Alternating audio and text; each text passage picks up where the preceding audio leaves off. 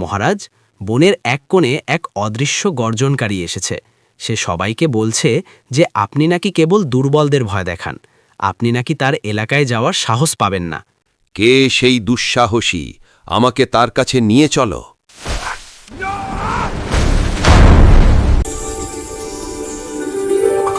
টুকটুকির গল্পঘর। আমাদের চ্যানেলে নতুন হয়ে থাকলে এখনই আমাদের চ্যানেলটি সাবস্ক্রাইব করে দাও।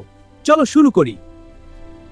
এক সময় এক গভীর জঙ্গলে সকাল মানেই ছিল পাখির কলকাকলি, ঝর্ণার ঝিলমিল শব্দ আর পশু পাখিদের আনন্দঘন মেলা।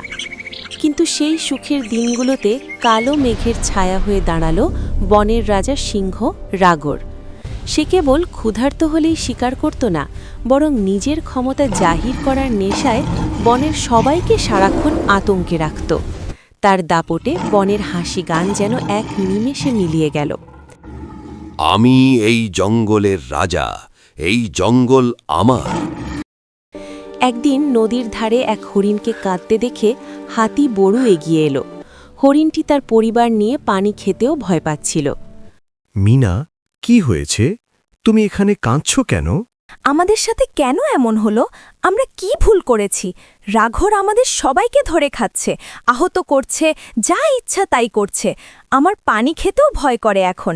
আমি কি করব? কোথায় যাব? কাঠবিলালি নিম ফিসফিস করে বলল, এভাবে আর কতদিন আমরা লুকিয়ে বাঁচব?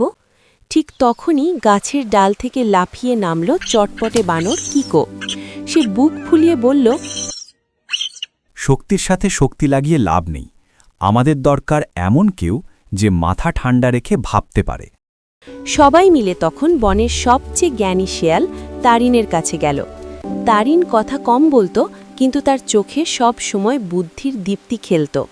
শিয়াল ভাই, আমাদের বনের রাজা সিংহ এদের সবাইকে ধরে খেয়ে ফেলছে। কেউ কেউ আবার জখম হচ্ছে। বনের সবার মাঝে আতঙ্ক বিরাজ করছে। তুমি এর হাত থেকে বাঁচতে একটা উপায় বের করো। সব শুনে তারিন শান্ত স্বরে বলল, আমরা রাগুরকে আঘাত করব না। আমরা তাকে এমন এক জায়গায় নিয়ে যাব যেখানে তার গর্জন কোনো কাজে আসবে না। জঙ্গলের এক কোণে লতাপাতায় ঢাকা পুরনো এক পাথরের ধ্বংসাবশেষ ছিল। সেখানে প্রাচীন শিকারীদের তৈরি কিছু বাঁশের দরজা আর দড়ির কলকবজা পড়েছিল। তারিনের নির্দেশনায় সবাই কাজে লেগে পড়ল। বরু তার বিশাল দেহ দিয়ে ভারী পাথর সরিয়ে পথ পরিষ্কার করল। কিকো ক্ষিপ্র হাতে গাছের শক্ত লতা দিয়ে দড়ি বাঁধল। খুদে নিম খুঁটিয়ে খুঁটিয়ে দড়ির গিঁটগুলো পরীক্ষা করল। মিনা চারদিকে শুকনো পাতা ছিটিয়ে দিল, যাতে ফাঁদটি কারো চোখে না পড়ে। পরদিন তারিন খুব বিনয়ের সাথে রাগরের সামনে গিয়ে দাঁড়াল। সে বলল, মহারাজ, বনের এক কোণে এক অদৃশ্য গর্জনকারী এসেছে। সে সবাইকে বলছে যে আপনি নাকি কেবল দুর্বলদের ভয় দেখান, আপনি নাকি তার এলাকায় যাওয়ার সাহস পাবেন না। অহংকারী রাগর রাগে ফেটে পড়ল। কে সেই দুঃসাহসী? আমাকে তার কাছে নিয়ে চলো।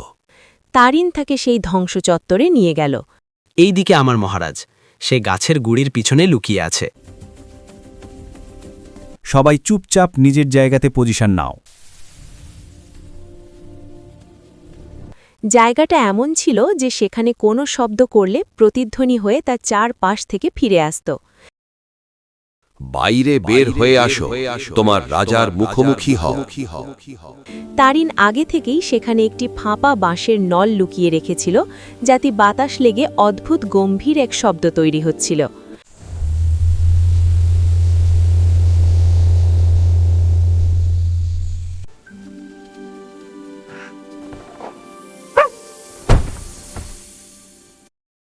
বাইরে বের হয়ে আসো, তোমার রাজার মুখোমুখি হও। ওটা কে ছিল? আপনি শুনেছেন? রাগর ভাবল সত্যিই কেউ তাকে চ্যালেঞ্জ জানাচ্ছে।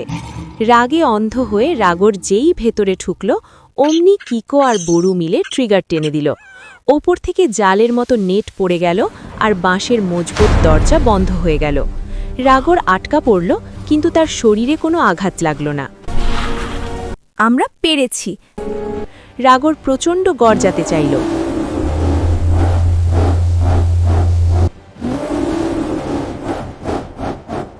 কিন্তু প্রতিধ্বনিতে নিজের গর্জন বারবার ফিরে আসায় সে ঘাবড়ে গেল।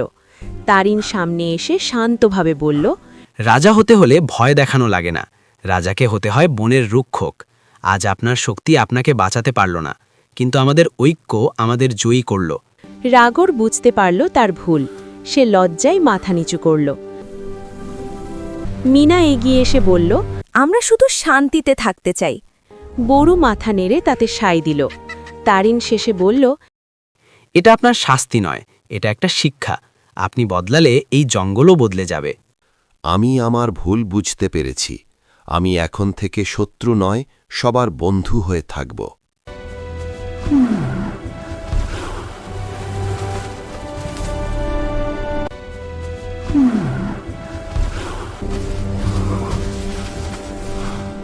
কিছুদিন পর দেখা গেল রাগর সত্যিই বদলে গেছে। সে এখন নদীর ধারে শান্তভাবে দাঁড়িয়ে থাকে, কাউকে অহেতুক ভয় দেখায় না। বনের পশুরা আবার নির্ভয়ে খেলাধুলা শুরু করেছে। শান্তি ফিরে আসার পর বনের চেহারাটাই পাল্টে গেল। রাগর এখন আর বনের জম নয়, বরং বনের পরম বন্ধু। বনের প্রতিটি প্রাণী এখন একে অপরের বিপদে ছায়ার মতো পাশে দাঁড়ায়। একদিন বনের সরু পথ দিয়ে যাওয়ার সময় চঞ্চল নামের এক হরিণ হঠাৎ এক পুরনো গাছের গুড়ির খাঁজে পা আটকে ফেলল। সে যন্ত্রণায় কাতরাচ্ছিল, কিন্তু গুড়িটি এতটাই ভারী ছিল যে তার একার পক্ষে বের হওয়া অসম্ভব। ঠিক তখনই ঝোপের আড়াল থেকে বেরিয়ে এলো বিশাল রাগর। আগে হলে হরিণটি ভয়ে সেখানেই অজ্ঞান হয়ে যেত, কিন্তু আজ সে আশার আলো দেখল।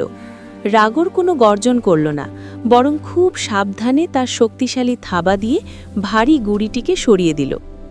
একদিন গোধূলি বেলায় নদীর ধারে সবাই জড়ো হলো। তারা দেখল শেয়াল তারিন এক কোণে একা শান্ত হয়ে বসে আছে। বনের সবাই উপলব্ধি করল আজ যে তারা নির্ভয়ে শ্বাস নিতে পারছে তার মূলে রয়েছে তারিনের সেই অসাধারণ বুদ্ধি। সবাই মিলে এগিয়ে গেল তারিনের দিকে। বরু তার সুর দিয়ে তারিনকে আদর করল, কিকো তার কাঁধে চড়ে বসল, এমনকি বিশাল রাগরও তার সামনে গিয়ে মাথা নিচু করে সম্মান জানালো। সবাই মিলে তারিনকে ঘিরে এক পরম ভালোবাসার আলিঙ্গনে জড়িয়ে ধরল। তারিন চোখের কোণে একটু জল নিয়ে হাসল। সে বুঝতে পারল বুদ্ধির আসল সার্থকতা তখনই যখন তা সবার মুখে হাসি ফোটায়। বনের বাতাসে তখন আর ভয়ের কোনো প্রতিধ্বনি ছিল না, ছিল শুধু বন্ধুত্বের এক সুন্দর সুর। জঙ্গলের সেই পুরনো হাসি আর গান আবার ফিরে এলো। এই গল্প থেকে কি শিখলে তোমরা? সাহস মানে কেবল গর্জন নয়, প্রকৃত সাহস হল বুদ্ধি, ধৈর্য এবং অন্যকে নিরাপদ রাখার ক্ষমতা। বন্ধুরা, কেমন লাগলো আমাদের এই গল্প? তোমাদের ভালো লেগে থাকলে অবশ্যই ভিডিওটিতে একটা লাইক দিও আর কমেন্ট করে জানাও গল্পের কোন অংশটা তোমার সবচেয়ে বেশি ভালো লেগেছে। এখনও যদি আমাদের চ্যানেলে নতুন হয়ে থাকো তাহলে সাবস্ক্রাইব করে পাশে থাকা বেল আইকনটি অন করে দিও, যাতে নতুন নতুন মজার গল্প সবার আগে পেয়ে যাও। তোমাদের ভালোবাসাই আমাদের শক্তি। আবার দেখা হবে টুকটুকির গল্পঘরে নতুন এক দারুণ গল্প নিয়ে।